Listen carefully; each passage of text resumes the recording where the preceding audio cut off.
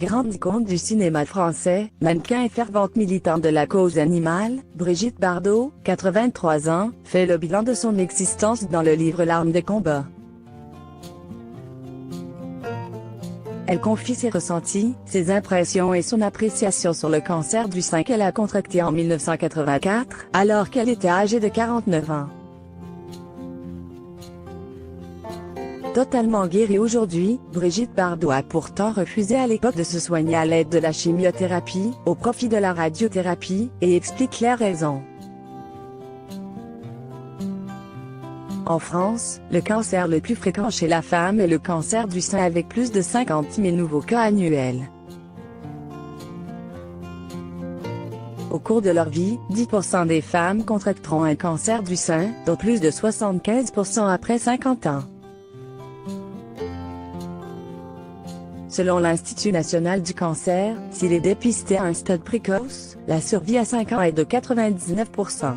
La vie de Brigitte Bardot n'a pas toujours été un long fleuve tranquille. En effet, emblématique figure féminine des années 50-60, actrice de cinéma, mannequin et fervente militante de la cause animale, elle a notamment connu une enfance difficile mais aussi la maladie. En 1984, à l'âge de 49 ans, celle qui se consacre pleinement à la protection des animaux, a été victime d'un cancer du sein. Une épreuve particulièrement difficile à vivre pour Brigitte Bardot qui dès le départ, s'est refusée aux séances de chimiothérapie au profit de la radiothérapie. Si Brigitte Bardot mène depuis des décennies un combat acharné pour la protection animale, elle ne l'a pas encore remporté, contrairement à celui qu'elle a mené contre la maladie, il y a une trentaine d'années. En prenant conscience qu'elle était atteinte d'un cancer du sein, sa perception était dès le départ catégorique, en refusant les séances de chimiothérapie. Elle pensait avec ferveur qu'il s'agissait de son destin et décida de traiter le cancer avec mépris, lui accordant peu d'importance.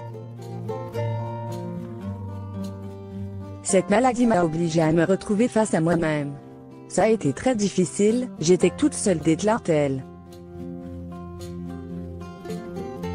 J'avais décidé de faire uniquement de la radiothérapie et pas cette épouvantable chimio, pour ne pas perdre mes cheveux, ajoute-t-elle. L'alopécie, qui désigne la perte des cheveux, est l'effet secondaire le plus courant et le plus caractéristique, auquel sont sujets les malades du cancer soignés à l'aide d'une chimiothérapie. En outre, Brigitte Bardot invoque le fait que la chimiothérapie détruit le mal, mais également le bien et que tout patient qui est traité à l'aide de ce traitement en sort anéanti.